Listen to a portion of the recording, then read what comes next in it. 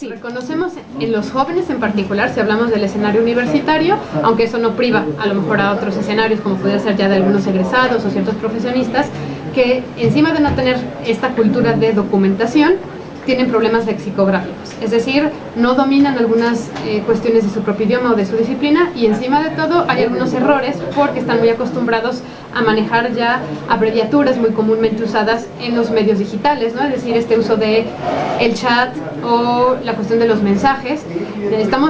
De hecho, la Academia de la Lengua no los priva ni los sanciona, es decir, la Academia reconoce que en un mensaje se necesita esa inmediatez, ¿no?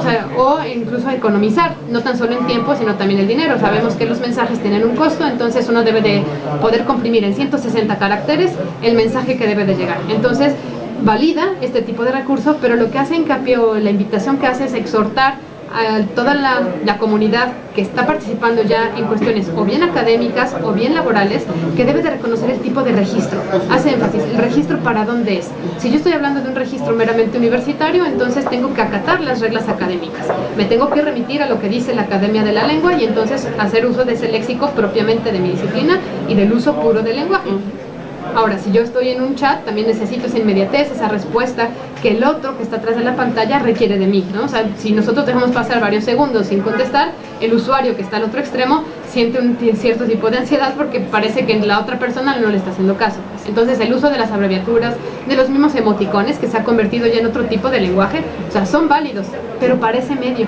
Si yo quiero después trasladarme a otra de las esferas de escritura, entonces tengo que acatar las reglas que le competen a eso, ¿no? Entonces sí se ha vuelto un problema porque hay gente que no permite trabajar con ambos registros.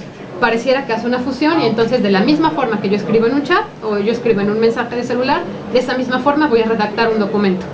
Y ahí es donde ya no procede, porque no puede haber tiene que existir una diferenciación.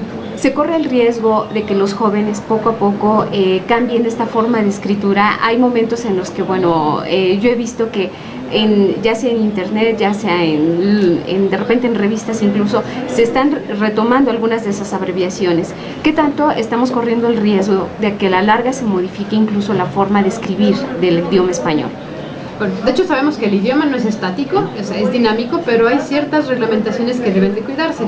No hace mucho, la misma Academia de la Lengua hizo una última actualización de los elementos, fue en diciembre de 2010, pero son cambios meramente estructurales en cuestión ortográfica, ¿no? O sea, en cuestión de los diacríticos, sobre todo si se acentúa o ya no se acentúa, etc. Pero como tal, aceptación de nuevos registros o palabras hacia nuestra lengua o en el diccionario, esos todavía no están contemplados. Se pueden utilizar en el lenguaje coloquial, pero la regla sigue siendo remitirse a las estructuras básicas y elementales. Lógicamente, sí, el joven sufre junto con este nuevo ambiente, la cuestión también de las redes sociales, pues esas modificaciones en su forma de expresar.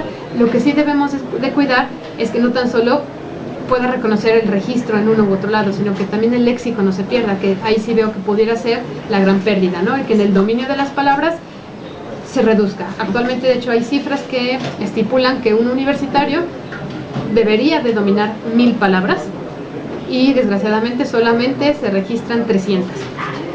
Si ya de por sí es tan corto el dominio, imaginemos que esas 300 todavía sufrieran algún tipo de recorte, porque en realidad nada más utilizamos practicidad o iconos o ya no solamente gesticulaciones o en algunas ocasiones hasta pareciera solamente onomatopéyicas.